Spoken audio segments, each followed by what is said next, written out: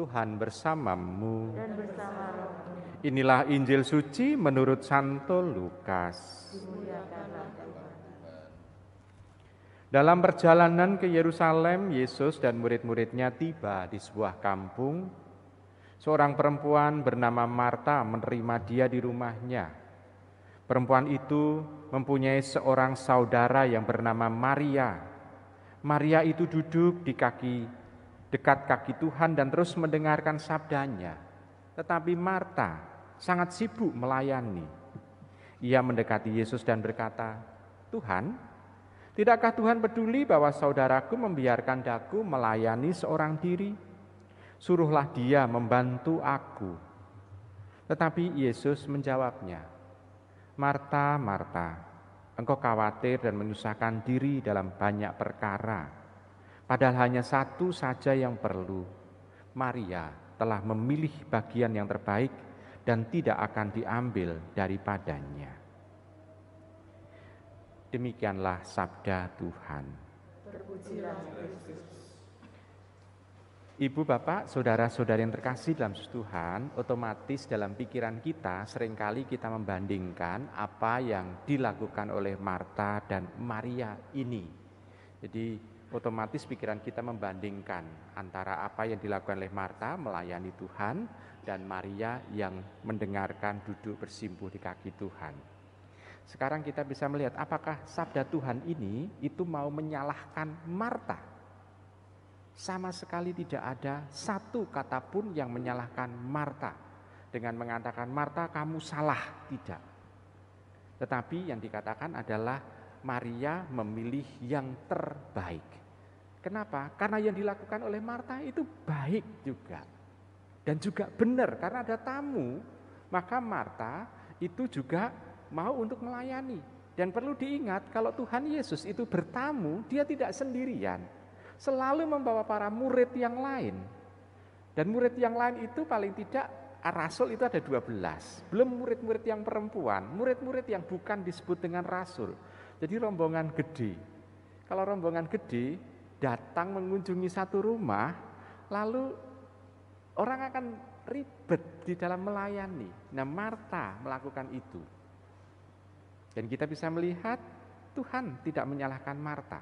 Nah, kita juga seringkali dalam kehidupan sehari-hari, kita kalau melihat orang berdoa, kita melihat orang itu berdekut membaca kitab suci, kita seringkali jangan hanya membaca saja, tetapi juga melakukannya.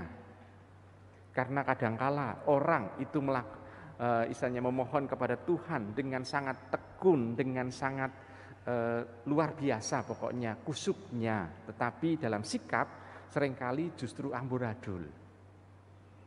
Kita seringkali justru mengkritik hal yang seperti itu. Tetapi Tuhan bukan ini. Nah, Ibu Bapak, Saudara terkasih, pelayanan sangat penting. Tetapi perlu untuk disadari bahwa ada dasar, alasan utama kenapa orang melayani. Ambil contoh konkret begini, misalnya kita menemukan misalnya ada orang yang sangat getol dan sangat sibuk dalam pelayanan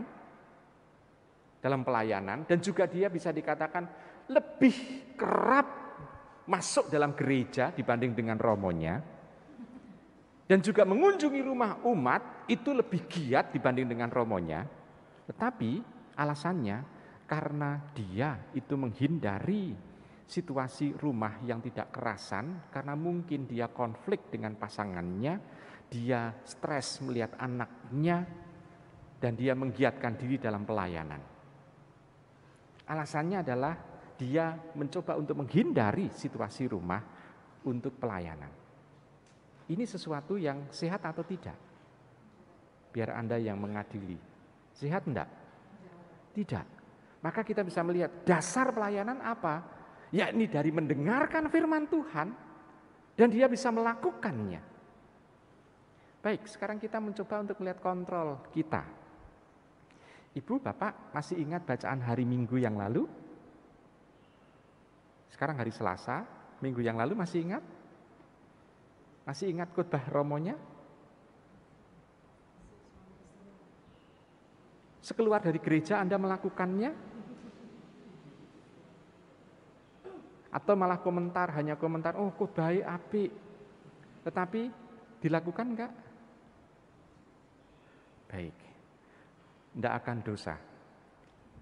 Kenapa? Karena kalau kita mati tidak akan ditanya oleh malaikat, bacaan terakhir kamu ke gereja apa? Tidak akan ditanya. Jadi tidak akan, maka saya tidak mengatakan bahwa ini berdosa, tidak. Tetapi, apakah kita melakukannya? Kita seringkali hanya selesai dengan berdoa. Padahal Tuhan menginginkan, kalau kita sudah mendengarkan firman Tuhan dengan tekun, dengan teliti, dengan jelimetnya itu, lalu kita bisa melihat, memperbaiki hati dan pikiran, lalu kita bisa melakukan firman Tuhan itu dengan baik, dan kita bukan karena pelarian dalam kita melakukan pelayanan, tetapi betul ini adalah panggilan Tuhan. Tuhan memanggil kita untuk melakukan kebaikan, tetapi bukan karena alasan. Misalnya ambil contoh. Ada orang yang karena broken heart, lalu dia masuk seminari, dadi romo sing apik. Apakah alasannya baik? Ya, kalau seperti itu, Romo Tri akan mengatakan begini, ya kita melihat apakah motivasinya bisa diperbaiki atau tidak. Karena dia formator juga. Karena kadangkala melalui broken heart itu atau putus cinta itu menjadi sarana Tuhan menghardik orang itu. Ini bukan panggilanmu, mungkin bisa juga. Nah, setelah masuk seminari, memperbaiki motivasinya dan akhirnya menjadi imam yang baik juga. Ibu bapak sudah terkasih, tapi kalau ada romo yang keluar lalu kawin, bukan karena panggilannya ya, tetapi karena dableknya. Ibu bapak, saudara-saudara yang terkasih, kalau kita sekarang bisa melihat bahwa yang jelas adalah antara karya dengan antara mendengarkan firman tidak bisa dipisahkan. Harus ada kaitannya satu sama lain.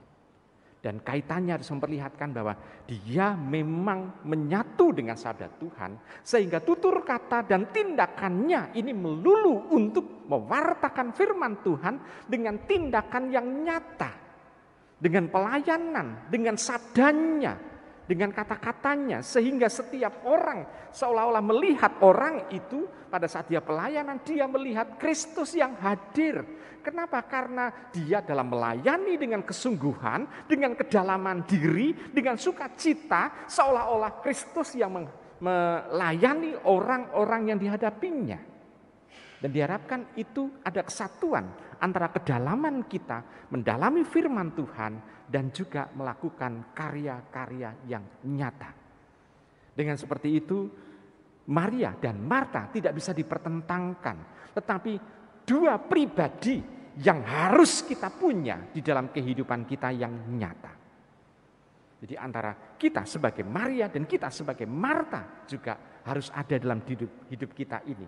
Karena itu sebagai semacam penggenapan, orang tidak akan hanya selesai dengan hanya mendengarkan firman dan berdoa. Harus ada wujud nyata. Karena tanda bahwa orang itu baik, benar, bijaksana, itu ada di dalam sikap-sikap itu. Yaitu serius dalam mendalami firman Tuhan, mendengarkan firman Tuhan, berdoa kepada Tuhan, dan akhirnya dipraktekkan di dalam tindakan yang nyata yang memperlihatkan bahwa Tuhan yang memanggil dia untuk melakukan kebaikan itu. Selamat merenungkan.